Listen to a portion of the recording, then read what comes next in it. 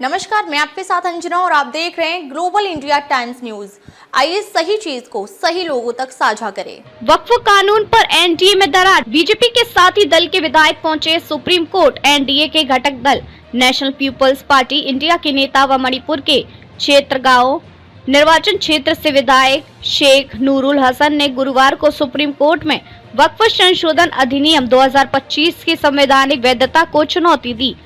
इसके अलावा टीएमसी सांसद महुआ मोइत्रा ने भी शीर्ष अदालत में याचिका दाखिल की। इस कानून की संवैधानिक वैधता को चुनौती देते हुए इसे रद्द करने की मांग की है। मणिपुर में एनडीए के घटक एनपीपी के विधायक हसन ने शीर्ष अदालत में दाखिल अपनी याचिका में वक्फ कानून में किए गए उस बदलाव पर चिंता जाहिर की है।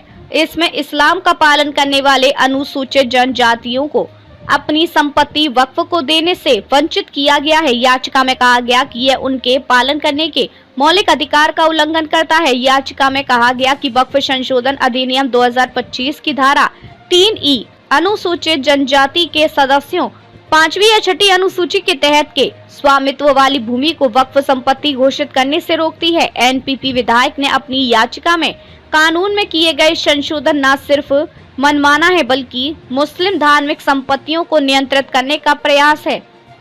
याचिका में कहा गया कि कानून में किए गए संशोधन मनमाने प्रतिबंध लगाता है और इस्लामी धार्मिक बंदोबस्तों पर राज्य नियंत्रण बढ़ाता है। याचिका में कहा गया कि वक्फ कानून में किए गए बदलाव वक्फ के धार्मिक चरित्र को विकृत करेंगे और साथ ही वक्फ और वक्फ बोर्डों के प्रशासन में लोकतांत्रिक प्रक्रिया को अपरिवर्तनीय रूप से नुकसान पहुंचाएंगे।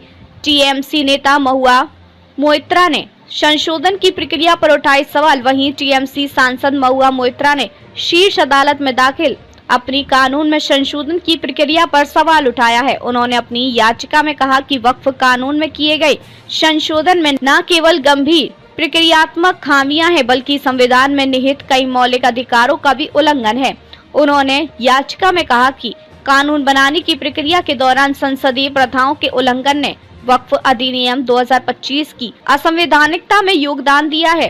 टीएमसी नेता ने शीर्ष अदालत में दाखिल अपनी याचिका में कहा कि प्रक्रियात्मक रूप से संयुक्त संसदीय समिति के अध्यक्ष ने वक्फ संशोधन विधेयक पर संयुक्त संसदीय समिति की मसौदा रिपोर्ट पर विचार करने और उसे अपनाने के चरण में तथा संसद के समक्ष उक्त रिपोर्ट प्रस्तुत करने के चरण में संसदीय नियमों और प्रथाओं का उल्लंघन किया है।